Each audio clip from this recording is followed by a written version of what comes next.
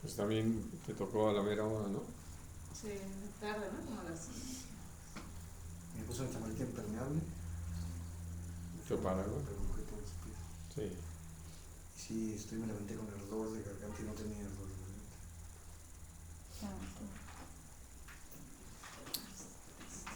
Sí, ya llega.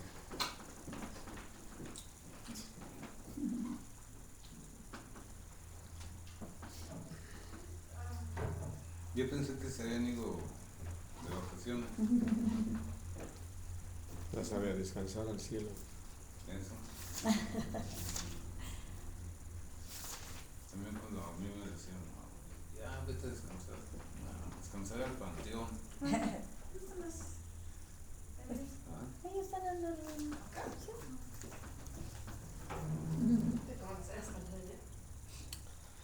Bueno, vamos a leer en Jeremías, en el capítulo 1.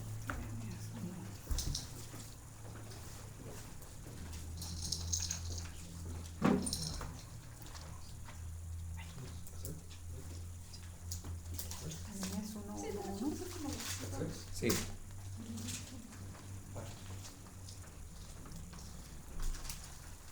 Dice, las palabras de Jeremías, hijo de Hilcías, de los sacerdotes que estuvieron en Anatot, en tierra de Benjamín.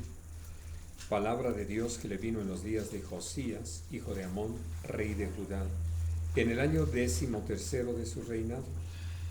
Le vino también en días de Joacim, hijo de Josías, rey de Judá, hasta el fin del año 11 de Sedequías, hijo de Josías, rey de Judá, hasta la cautividad de Jerusalén en el mes 5.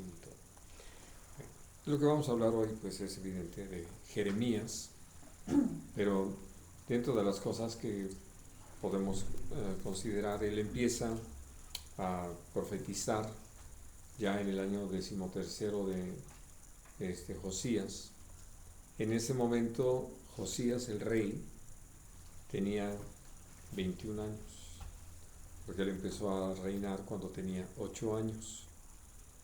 Y para ese momento Josías ya había tomado una serie de decisiones en cuanto a destruir los ídolos y volver el pueblo hacia el culto a Dios. Por eso es muy de llamar la atención que esto lo hace precisamente a los 12 años de su reinado, ya lleva este adelanto.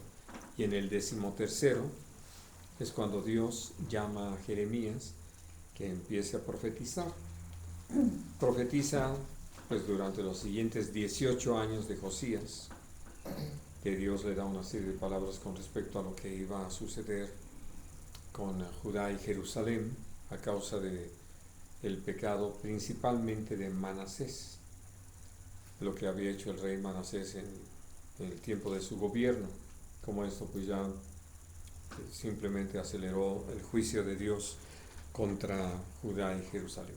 Ahora, él sigue profetizando los siguientes 22 años, 23, que son los reinados de los reyes, empezando por Joacás, Joacim, Joaquín y Sedequías. Y entonces es con ellos, o sea, con Sedequías, que ya Nabucodonosor conquista totalmente a Judá y Jerusalén y los lleva cautivos, destruye la ciudad de Jerusalén, destruye el templo y todo. Todo ese tiempo le toca a Jeremías. Por decirlo así, un tiempo bastante difícil. Y lo que vamos a mirar precisamente de la preparación que Dios le da, la forma en que Dios trabaja en su vida para que él sea un fiel profeta del Señor, tiene que ver con que su llamado es, podemos decir, muy similar al de Samuel en una muy temprana edad. Así que podemos leer allí en el versículo 4 esto que Dios habla con él. Vino pues palabra de Dios a mí diciendo: antes que te formase en el vientre te conocí, y antes que nacieses te santifiqué, y te di por profeta a las naciones. Y yo dije, Señor Dios, he aquí, no sé hablar porque soy niño. Y me dijo Dios, no digas soy un niño, porque a todo lo que te envíe irás tú y dirás todo lo que te mande. Ahora, este es el punto importante. No tenemos manera, en todos los datos que aparecen en la palabra de Dios, de saber exactamente qué edad tenía Jeremías cuando empieza a recibir esta palabra de parte del Señor. Pero si ustedes consideran que a la par de él había habido ya un niño rey, que no era un niño desubicado, sino que realmente empezó a tomar muy buenas decisiones. Prácticamente a los 16 años ya estaba dándole un cariz diferente a la nación por las decisiones que estaba tomando, y que habla de cómo no es un asunto de edad el poder ser maduro, sino de decisiones que se toman y que se sostienen, porque como lo hemos aprendido y ya lo hemos señalado en otras ocasiones, a veces se piensa que con la edad viene la madurez, pero se los he dicho también en otras ocasiones, hay viejitos muy infantiles, ¿verdad?, que siguen actuando sin tener el mayor entendimiento de cuáles son sus responsabilidades y demás. Adelante, Robert.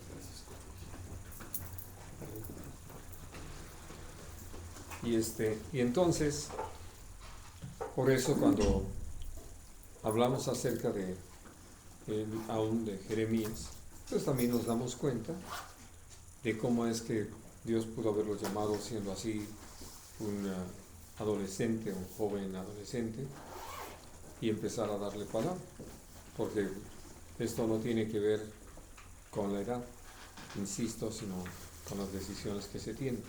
Ahora, él era un sacerdote, porque era hijo de sacerdote, era de los sacerdotes de Anatot.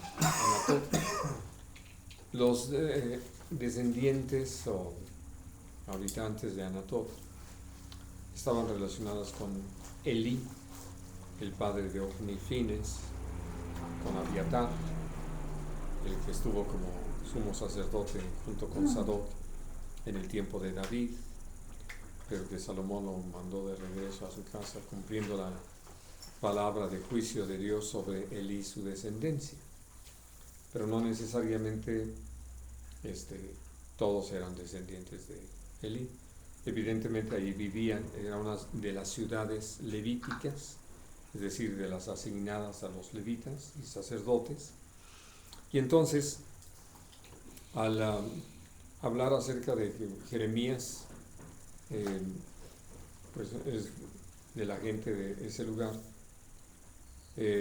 por todo lo que vemos y la forma en que Dios lo usa y la edad a la que llega, evidentemente no tiene que ver con la familia de Elí, porque una de las cosas que Dios le advirtió o le hizo saber a Elí es que a causa de su pecado y de las cosas que él había tolerado con respecto a sus hijos, ninguno de sus descendientes iba a llegar a la edad madura. Y entonces, por eso podemos entender que, insisto, siendo de Anatot, no necesariamente estaba directamente relacionado con Elí. Bueno, ahora, una vez que el Señor le habla, algo que tenía yo la oportunidad de compartir ayer y que creo que vale la pena repetirlo, es como nosotros cuando nos enfrentamos a una tarea de parte del Señor, nuestra gran tentación es el pensar en nosotros, es decir, lo que como personas podemos hacer.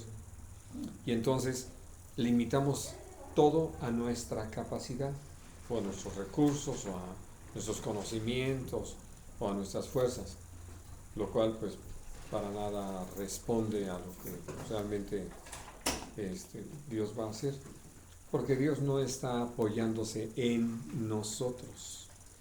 no se apoya en lo que nosotros somos como personas o lo que sabemos o los recursos con los que contamos. Vamos, nada de eso cuenta. Porque si Dios nos llama, Él es el que hace la obra. Por eso es lo hermoso de saber que el llamarnos el Señor nos introduce en lo que es su obra, en el poder de su Espíritu Santo. Bien, así es de que cuando Jeremías le dice, pues soy niño, ¿no? Así como que, ¿cómo es que me pides a mí? Estoy tan tierno de edad que no sé ni hablar, no sé expresar. Miren, este es uno de los asuntos muy importantes, muy fundamentales, cuando nosotros hablamos acerca de la labor de comunicar el mensaje de la palabra de Dios. Porque uno puede decir, como Moisés, ¿no? Tengo problemas para expresarme en cuanto a la dislalia o la dislexia o cualquier otro problema que tenga que ver con tartamudez y demás. O en este caso, como Jeremías, pues soy tan chico que todavía no sé cómo expresarme. ¿Qué es lo que vamos a hacer cuando Dios nos llama? Pues simplemente a recibir la palabra de parte de Dios y tal como la recibimos, darla. No tengo que ponerle, no tengo que quitarle, no es un asunto que me corresponda a mí estar viendo cómo le doy forma o la hago más sólida, porque la palabra de Dios es palabra de Dios respaldada por Dios. Y entonces, por eso el Señor le dice eso, que está en el versículo 7, ¿no? Y me dijo Dios, no digas, soy un niño, porque a todo lo que te envíe irás tú y dirás todo lo que te mande, que fue el último que leíamos, ¿no? Y entonces, eso es exactamente de lo que se trata. Vas a decir todo lo que yo te mando. No se trata de otra cosa. No tenía que hacer otra cosa, ¿no? Y entonces, cuando yo entiendo esto, que realmente eso es algo que Dios nos ha llamado a todos, porque creo que a veces cuando buscamos compartir la palabra de Dios, lo primero que se presenta como un pensamiento en nuestra mente es cómo empiezo, ¿no? ¿Qué les digo? ¿De qué se trata? Y eso es estar confiando en nosotros, pensando en lo que yo pudiera hacer en un momento dado para poder llevar a cabo esa labor. Pero por eso Dios nos habla de que no se trata de que demos nuestra palabra, sino su palabra. Y al estar caminando en esa sencillez en la fe, pues todo lo que va a suceder es que nosotros abrimos la boca y sucede esto. Por eso lo que dice aquí en el versículo 8. Sigo leyendo para no perder la continuidad. No temas delante de ellos, porque contigo estoy para librarte, dice el Señor. Y extendió Dios su mano y tocó mi boca y me dijo, he aquí, he puesto mis palabras en tu boca. Mira que te he puesto en este día sobre naciones y reinos para arrancar y para destruir, para arruinar y para derribar, para edificar y para plantar. Ahora, aquí Dios está hablando en el principio con él, ¿no? Algo que podemos entender que ya formaba parte de la enseñanza de Jeremías era la actuación de profetas como Isaías, que ya hablamos de él, y de Oseas, de Amós, de Miqueas, que ya eran anteriores a él, de Samuel mismo, naturalmente, y no se diga de Moisés. Pero hablando de que él tenía ya todo un antecedente en ese sentido de cómo Dios había usado a los profetas. Y sobre todo pensando en Oseas, Miqueas, Amós, vamos a decir, mensajes más o menos cortos. Si ustedes piensan No son muchos capítulos, los capítulos no son muy largos de los libros de estos profetas. Pero hablando acerca de lo que el Señor le hace saber, como pasó igual con el apóstol Pablo, y que no se lo dijo directamente a Pablo, sino se lo estaba diciendo a Ananías, de cómo Dios iba a usar a Pablo, lo iba a llevar delante de reyes y gobernadores para que diera testimonio. Bueno, en el caso de Jeremías, el Señor está diciendo cómo va a profetizar sobre naciones y sobre reinos. Los últimos capítulos del libro del profeta Jeremías, nosotros encontramos cómo Dios le da todas esas palabras para hablar acerca de todos los reinos circundantes a Israel, y que finalmente hoy nosotros podemos ver el cumplimiento de muchas de estas palabras ya son historia en este momento. Pero si ustedes piensan en el momento en que Dios estaba hablando con él, siendo un joven adolescente, pues así puede sentirse muy gravoso, es decir, es como una enorme tarea, como una labor muy, muy intensa.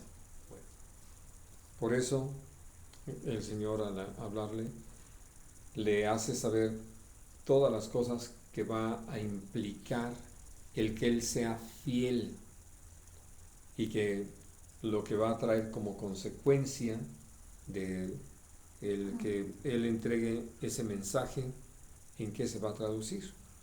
Y entonces usa esto para arrancar y para destruir, para arruinar y para derribar. ¿Por qué hace falta esto? Si nosotros miramos más o menos los primeros 26 capítulos de este libro, nos damos cuenta de que Dios habla en estos capítulos en general, no lo relaciona a un momento de la historia, como vamos a mirar después. En estos capítulos el Señor está hablando principalmente al pueblo de Israel, tanto a Israel como a Judá, y les hace saber lo que ha determinado como juicios. Y precisamente tiene que ver cómo Israel, Jerusalén, Judá, van a ser destruidos. El pueblo va a ser arrancado de esa tierra que Dios le había prometido a Abraham, Isaac y Jacob, que iban a heredar sus descendientes. Y entonces, pues ahora sí que si ustedes piensan en una tarea como esa, uno dice, con razón Dios me está diciendo no temas delante de ellos, porque todo lo que iba a ir a decirles no era algo grato, es decir, algo que pues les cayó. Sobre todo quiero recordarles, cuando él empieza a profetizar en el año 13 de Josías, Josías estaba trabajando y fuertemente con el pueblo de Judá y Jerusalén, volviéndolos hacia el Señor, volviéndolos hacia nuestro Dios. Y entonces, como que sonaría fuera de lugar una palabra como esa. Y les pido que lo atendamos mucho, porque estamos en días muy similares, ¿no? Donde estamos recogiendo, por decirlo así, el resultado de tantas malas decisiones de los hombres sobre la faz de la tierra. Hablando de todo lo que los ecologistas, estudiantes del medio ambiente y demás han estado diciendo, cómo es que hemos ido trabajando para hacer cada vez más grande ese hoyo en la capa de ozono que Dios puso sobre este planeta para protegerlo de los efectos directos de los rayos del sol. Y que ustedes creo que han tenido la oportunidad por ahí de oír cómo es que funciona el ozono. El ozono es un bactericida natural. Y entonces, hablando de que algo que Dios puso así y que los hombres hemos terminado simplemente descubriendo que Dios así lo puso, lo estableció.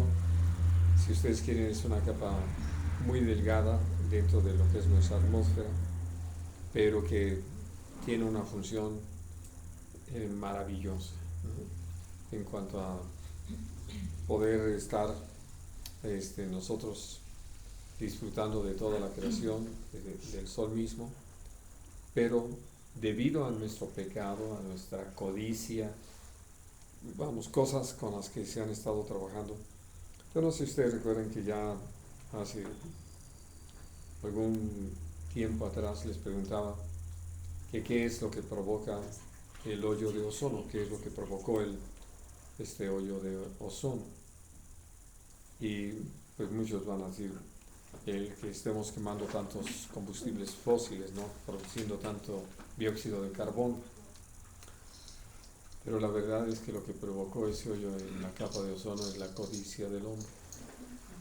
Porque sin importarnos todo lo que pueda traer como consecuencia, se sigue explotando y trayendo esos resultados.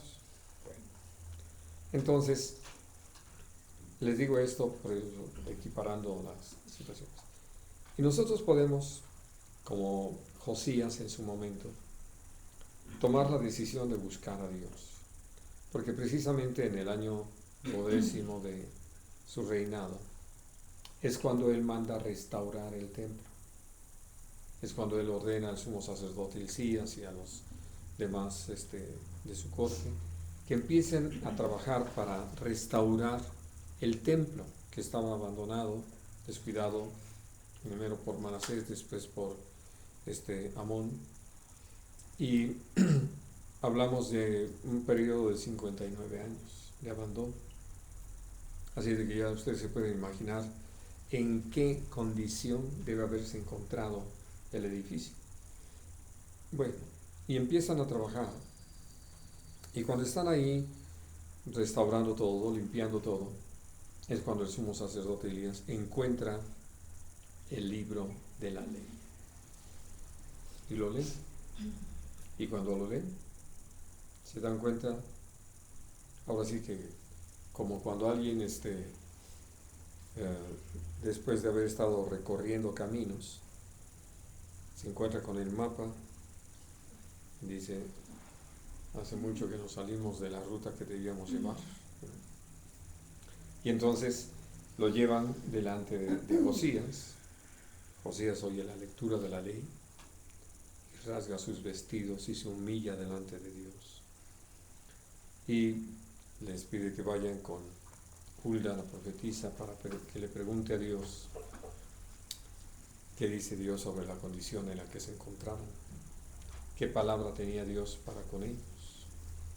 Y entonces Dios dice que por cuanto Josías se había humillado al oír la palabra de Dios y su corazón se había enternecido, es que Dios no iba a traer esos juicios en el tiempo de Josías.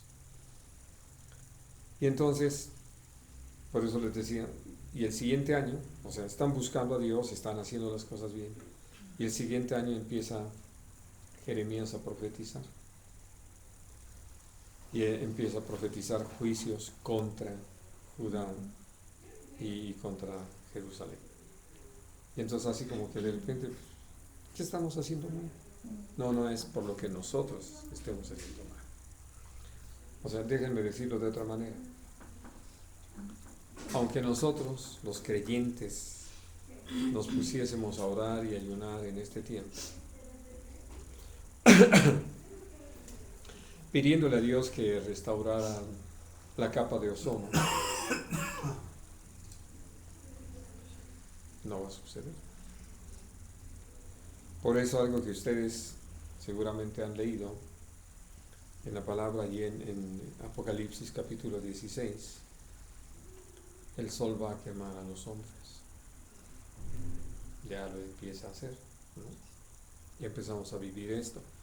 ya estaba escuchando dentro de las noticias uno de esos momentos en que entrevistan a una médico especializada en dermatología y subespecializada precisamente en los problemas que se generan a causa de la exposición al sol. Y le preguntamos sobre todo por este periodo, de que muchos ya saben que se van a tostar a las playas, ¿no? Y entonces, pues, explicando cuál es el tipo de protector que tienen que usar, y que una vez que se lo pongan, cada 4 horas tienen que estarlo renovando para que nos proteja, porque si no, lo que se deriva y etcétera. Cosas que creo que ustedes han oído, aún del cáncer de piel y cosas así. El daño a los ojos, en fin. Y que también, si ustedes han estado atentos a las noticias, han oído de cómo esta forma de medir la radiación solar ha estado rebasando estos días que ha salido el sol por mucho lo que es el límite que se considera todavía tolerable para el ser humano, ¿no? El límite son 4 y 6, y hemos estado por lo menos 4 arriba, en 10, pero ha llegado a estar en 12 y cosas así. Y entonces estamos viendo cómo viene ese juicio de parte de Dios. Bien. Así de que entonces, cuando Jeremías empieza a profetizar, empieza a hablar de cosas que la gente no quisiera estar escuchando, pero que en realidad no son sino como una gran conclusión de muchos años de rebeldía del pueblo. Por eso es que, hablando de todo lo que tocó enfrentar a Jeremías, pues tiene que ver con todo esto. Ahora, él empieza a recibir toda una revelación de parte de Dios y empieza a vivir, pues, lo que viene como consecuencia. Los siguientes pasajes que vamos a leer tienen que ver precisamente con eso, con lo que Dios le permite entender a Jeremías, que va a ser su experiencia por cuanto es obediente a Dios y fiel para entregar el mensaje. Vamos al capítulo 11.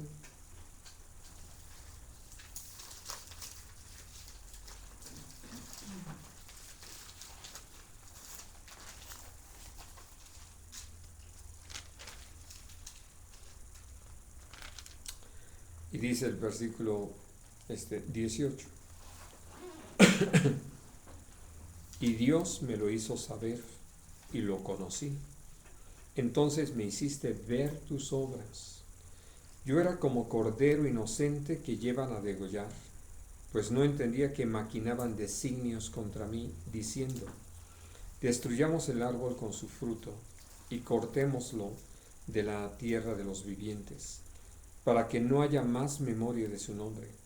Pero, oh Señor de los ejércitos, que juzgas con justicia, que escudriñas la mente y el corazón, vea yo tu venganza de ellos, porque ante ti he expuesto mi causa.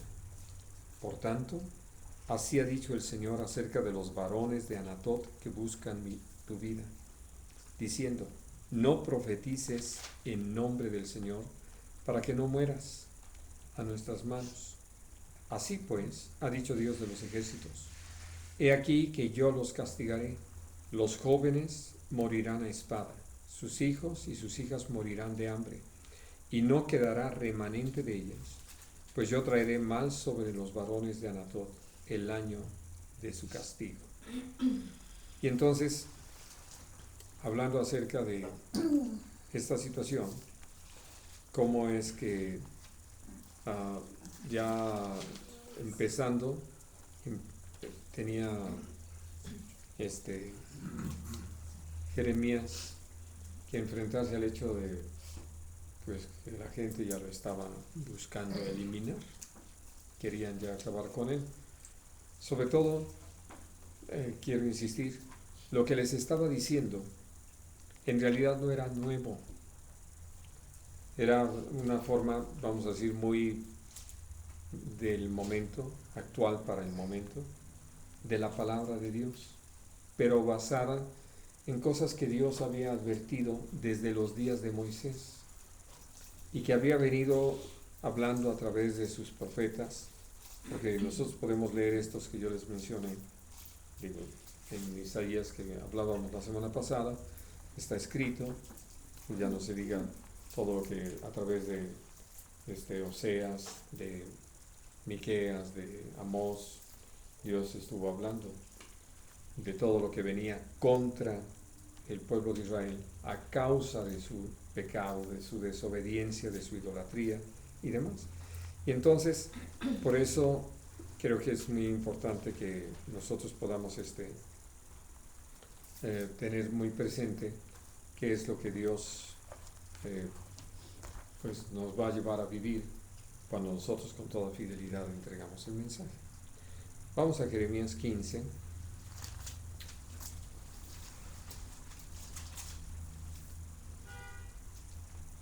Dice el versículo 15.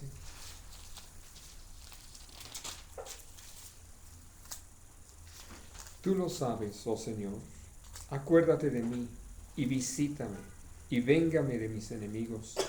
No me reproches en la prolongación de tu enojo. Sabes que por amor de ti sufro afrenta. Fueron halladas tus palabras y yo las comí, y tu palabra me fue por gozo y por alegría de mi corazón, porque tu nombre se invocó sobre mí, oh Señor Dios de los ejércitos. No me senté en compañía de burladores, ni me engreí a causa de tu profecía. Me senté solo porque me llenaste de indignación. ¿Por qué fue perpetuo mi dolor y mi herida desahuciada no admitió curación?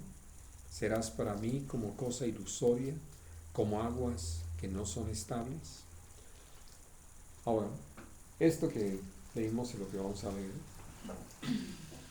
nos permite ir viendo ahora sí que el desarrollo de Jeremías y cómo al ir entregando el mensaje, él tenía que ir enfrentándose a todas estas cosas. Si ustedes miran el principio de este capítulo 15, Dios habla de algo muy fuerte, que mucho tiene que ver con lo que les comentaba hace unos momentos. Dice, me dijo Dios, si Moisés y Samuel se pusieran delante de mí, no estaría mi voluntad con este pueblo. Échalos de mi presencia y salgan. Y si te preguntaren, ¿a dónde saldremos? Les dirás, así ha dicho el Señor, el que a muerte, el que a espada, el que a hambre, y el que a cautiverio. Y entonces, pues por eso les digo que sí, el principio del 15. De tal manera que, pues uno dice, con razón no les caía bien, ¿no? Pero no estaba hablando de él. Por eso lo que leíamos ahí, Dios puso la palabra suya en la boca de Jeremías. Y cuando cualquiera que está observando nuestra conducta y tiene entendimiento y se acerca y nos habla de lo que viene como una consecuencia de nuestra forma de vivir, puedo decirles en términos generales que no nos es grato, ¿no? Que nos incomoda. Bueno, pero si además de eso no es ni siquiera solamente el producto de su observación de nuestra conducta, sino de una revelación de parte de Dios de todo lo que viene sobre nosotros, menos, ¿no? Bueno, vamos al capítulo 17.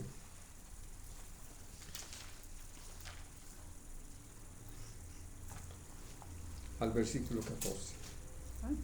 17, 14.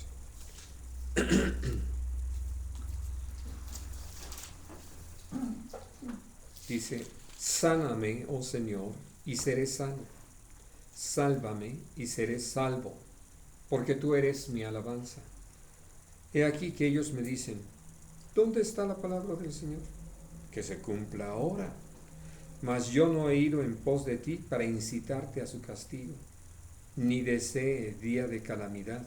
Tú lo sabes. Lo que de mi boca ha salido fue en tu presencia. No me seas tú por espanto, pues mi refugio eres tú en el día malo. Avergüéncense los que me persiguen, y no me avergüence yo. Asómbrense ellos, y yo no me asombre. Trae sobre ellos día malo, y quebrántalos con doble quebrantamiento. Ahora sí que esto nos permite todavía ver con mayor claridad las cosas, ¿no? Por todo, vamos, tal vez para poder tomarle más sentido necesitaremos ir leyendo todo lo que Dios le fue dando a Jeremías para entregar, y que por eso él puede hablar con Dios con toda honestidad y decirle cómo es que lo que ha salido de mi boca pues no es lo que me imagino, ni lo que les deseo, ni lo que quisiera que les pasara, sino simplemente la palabra que venía de parte del Señor. Pero es a lo que se enfrenta. Y lo primero que leíamos allí, en el versículo 15, es parte de lo que uno va a tener que vivir y puedo decir sufrir. Oye, ¿dónde está la palabra de Dios? ¿No? Que el Apocalipsis y que ya sucede y cosas así, que es parte de lo que nos enfrenta, ¿no? Y que como lo hemos aprendido también de parte de Dios, que no es tardanza, sino paciencia. Es por misericordia que todavía Dios está dando oportunidad.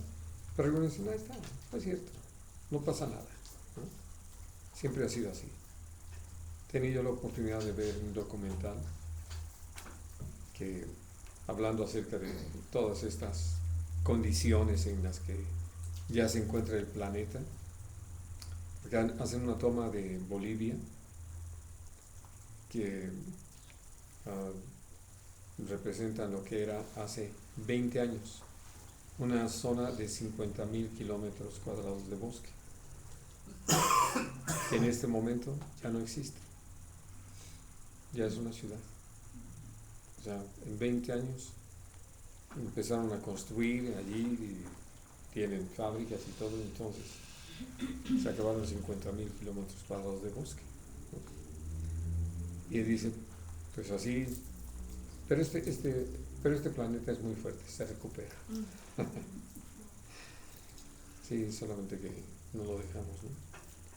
Como si fuera una cuestión solamente de algo